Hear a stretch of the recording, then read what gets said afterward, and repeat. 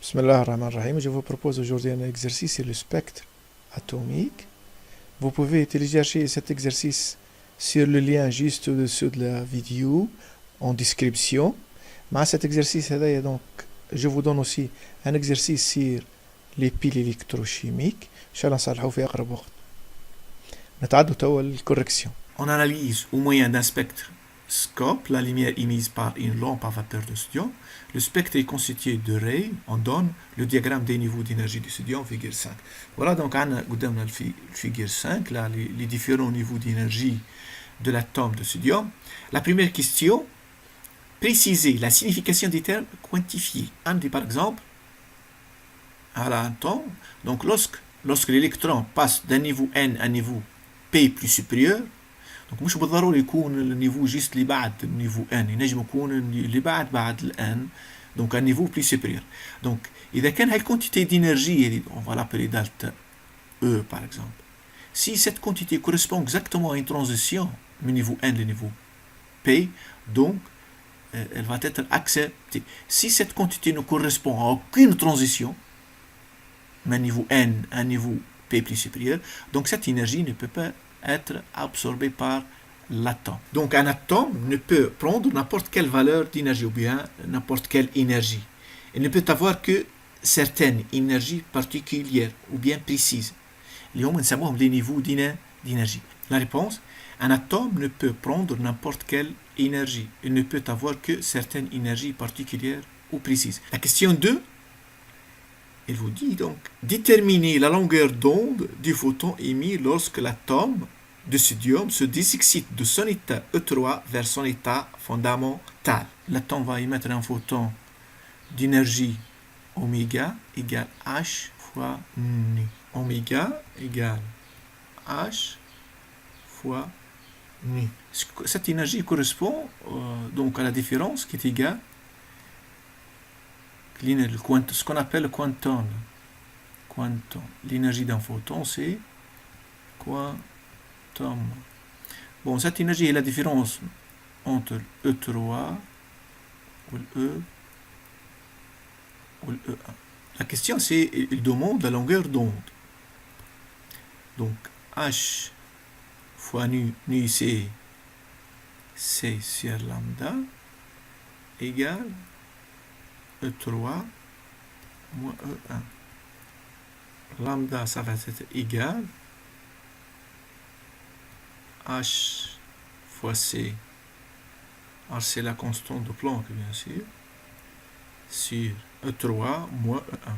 Lambda égale 6,62, 10 moins 34, fois 3, 10 exposant 8.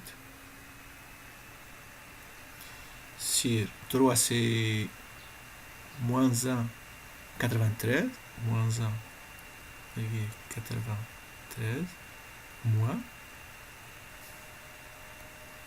niveau 1 c'est moins 5,14, moins 5,14 multiplié par 1,6, 10 moins 19.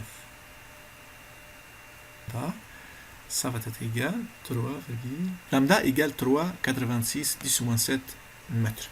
Bien sûr, si on va donc exprimer lambda, et on va exprimer lambda donc en fonction du nanomètre, c'est-à-dire 10 moins 9, donc on va multiplier fois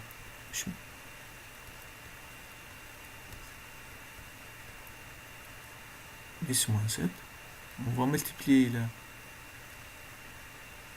fois 10 moins 2 fois 10 exposant 2.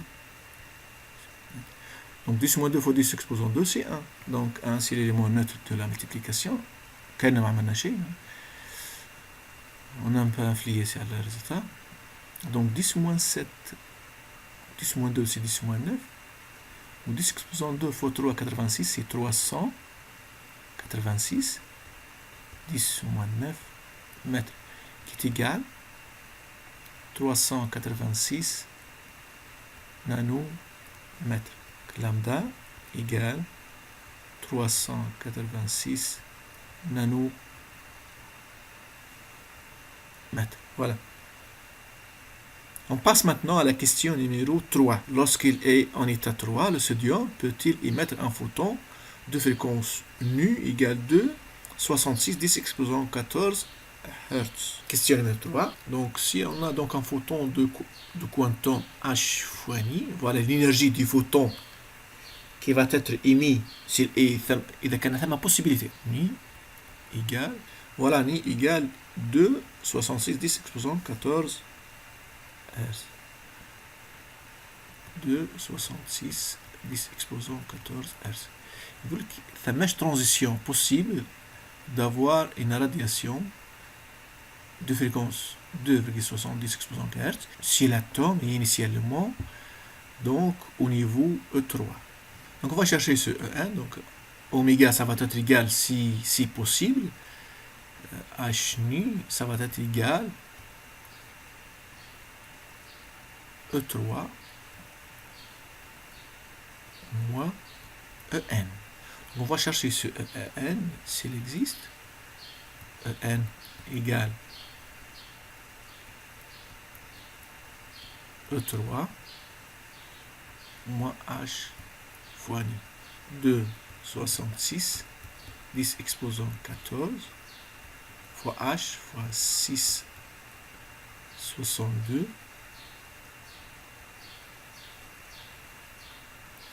6, 62, 10 exposant moins 34, En égale moins 1 à 93, moins 1,1 électron-volt, égale moins 3,03 électron-volt, moins 0, voilà, ça correspond donc au niveau E2. Donc c'est égal E2. Donc N égale E2. Cet état existe, donc on a une radiation suite à la transition au niveau E3 le niveau E2. On passe maintenant à la question numéro 4. L'arrêt la plus intense est celle qui correspond à la transition entre le niveau d'énergie 2 et le niveau fondamental. Déterminer sa longueur d'onde et sa fréquence. À quel domaine des ondes électromagnétiques ce rayonnement appartient-il? Question numéro 4. C'est-à-dire lorsque l'atome passe du niveau E2 au niveau E1. On a E2 moins E1, ça va être égal H fois nu. Bon, on va l'appeler nu E2, etc. Bon, c'est pas très important. E2, quoi est égal E2? 2 c'est moins 3,03, moins 3,03, moins E1. E1 c'est 5,4, moins 5,4. Moins 5,14 égale H fois nu. Donc, nu, ça va être égal